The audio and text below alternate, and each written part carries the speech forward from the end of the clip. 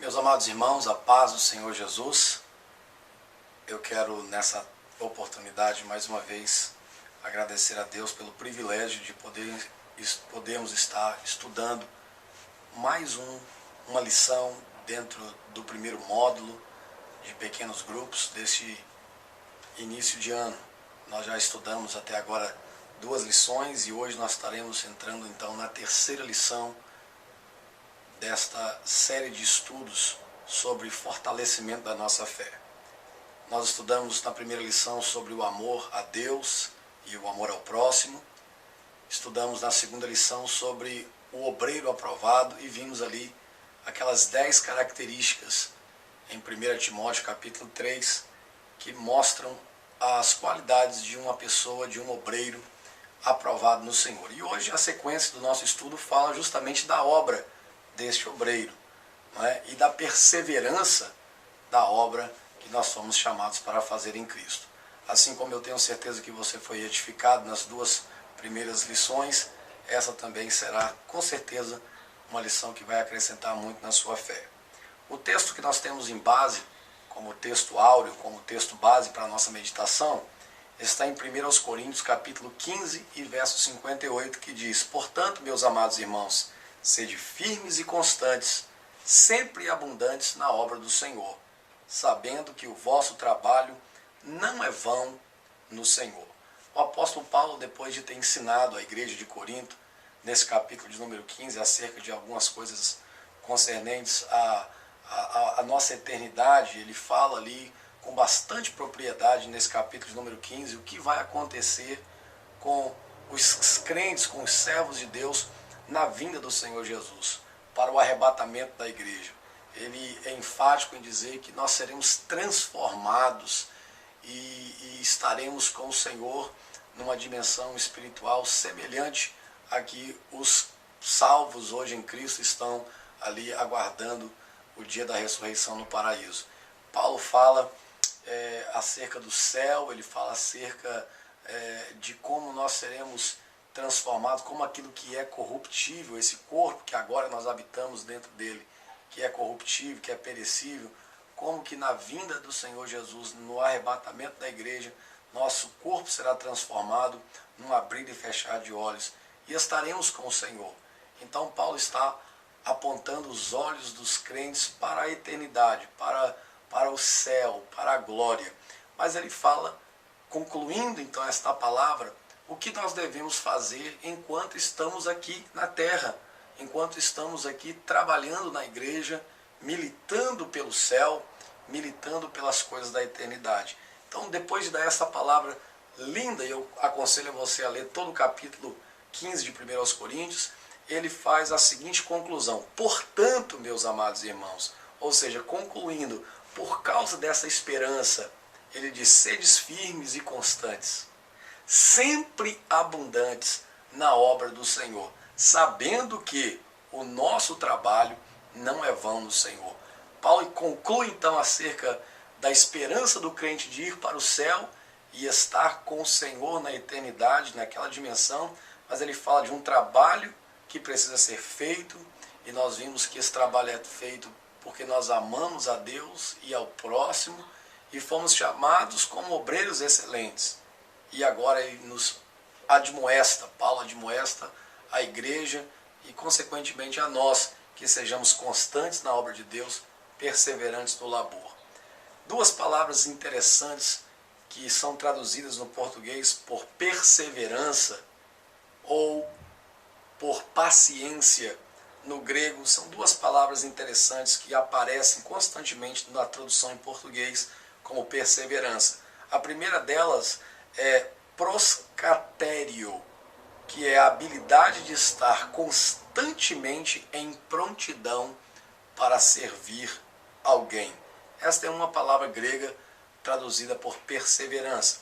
A outra palavra grega traduzida por perseverança ou paciência é a palavra grega upomone, que tem por definição a característica da pessoa que não se desvia do seu propósito e da sua lealdade da fé e piedade, mesmo diante das maiores provações e sofrimentos. Essa palavra perseverança, nesse sentido de estarmos, né, firmes no nosso propósito e sermos leal à fé, independente das circunstâncias adversas, ela é encontrada ali em Romanos, capítulo de número 5 e verso número 4, quando Paulo diz que ele se gloriava não apenas no fato de ser salvo e agora estar na presença de Deus, mas ele também se gloriava, ou ele achava graça, ou achava até mesmo gozo nas tribulações, porque as tribulações que ele vivia produzia para ele, não é, as coisas que nós precisamos. E a primeira coisa que ele disse foi justamente a perseverança. As tribulações produzem a paciência, ou seja, paciência ali é upomone, ou perseverança. E a perseverança, por sua vez, então produz a experiência. E a experiência produz a esperança. Então Paulo está falando de uma linha que desencadeia a esperança viva dentro do cristão, que ele vai alcançar esse céu de glória e vai alcançar esta vida totalmente que será honrada pelo Senhor. Paulo então ele diz que a perseverança é algo indispensável para aqueles que estão na obra do Senhor. Agora é interessante falarmos sobre perseverança e obras. É bem verdade que o Senhor nos chamou primeiro para sermos salvos. E depois que nos chamou para sermos salvos, Ele nos chamou para sermos servos, obreiros, trabalhadores, cooperadores no reino. Então essa questão da obra e da fé e da obra, que tem sido muito discutido ao longo dos anos. E nós sabemos, nós que cremos na palavra de Deus, principalmente quando lemos as epístolas de Paulo, nós entendemos claramente que a salvação não é fruto das nossas obras, mas as nossas obras, elas mostram o fruto da nossa salvação. Então essa questão, as obras salvam, as obras têm o poder de justificar o homem? Claramente que isso não tem nenhuma base bíblica. Não é porque nós fazemos alguma coisa para Deus que seremos salvos por meio das nossas obras. Mas uma vez que fomos salvos, é indispensável que sejamos pessoas que tenham bons frutos, e os nossos frutos são reconhecidos por nossas obras. Então, Mateus capítulo de número 7, 22 e 23, nós vamos ter um texto ali que Jesus disse que alguns diriam naquele dia: Senhor, Senhor, nós profetizamos, em Teu nome expulsamos demônios, falamos em novas línguas, e vão dar ali uma série de coisas que fizeram em nome do Senhor, querendo então em troca a salvação. E nós sabemos que Jesus, ele dá uma palavra muito severa àqueles que ali estavam questionando acerca do que fizeram e por sugestionando que seriam salvos. Ele disse: apartai-vos de mim, eu nunca vos conheci, vós que praticais a iniquidade.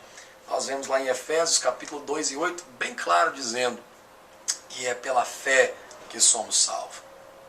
Isso é dom de Deus, e não é através das obras para que ninguém se glorie. De sorte que nós vamos perseverar na obra do Senhor, não com a finalidade de queremos ser salvos por ela, mas é porque somos salvos, então faremos a obra de Deus. As obras testificam da nossa fé. As obras que nós fazemos porque somos salvos glorificam a Deus. As nossas obras trazem glórias para Deus. As obras também, elas devem começar num ambiente familiar. As obras que você deve fazer para Deus, que vão trazer glórias para Deus, elas devem começar na sua casa e devem começar no seu ambiente familiar. Deus espera que nós tenhamos obras que glorifiquem o seu nome primeiro na nossa Jerusalém, na nossa casa, no habitat onde nós estamos. E sim, depois Ele quer que as nossas obras também sejam conhecidas e feitas em todos os outros lugares onde o Senhor nos dê acesso. As obras devem ser feitas com alegria. É isso mesmo, a Bíblia diz: servi ao Senhor com alegria e apresentai-vos a Ele com canto. Então as obras que nós fazemos para glorificarem a Deus, elas devem ser feitas com alegria. E as obras também produzem bênçãos. Todas as vezes que nós trabalhamos para o Senhor, fazemos algo para o Senhor, elas com certeza produzirão bênçãos para nós. A Bíblia diz que o Senhor, Ele é galardoador dos que o buscam. De sorte então que nós vamos neste encontro agora com o nosso pequeno grupo, com a liderança que vocês estão agora estudando, vocês vão ler esses versos, vão meditar nessas palavras e depois tem algumas perguntas de debate para que vocês possam crescer neste tema. Eu espero que essas aulas, que esses encontros estejam produzindo em vocês um crescimento espiritual e também esteja fortalecendo a vossa comunhão. Eu creio que essa aula vai trazer muitas bênçãos para a sua vida e consequentemente para a obra de Deus. Deus abençoe vocês e até a próxima, em nome de Jesus.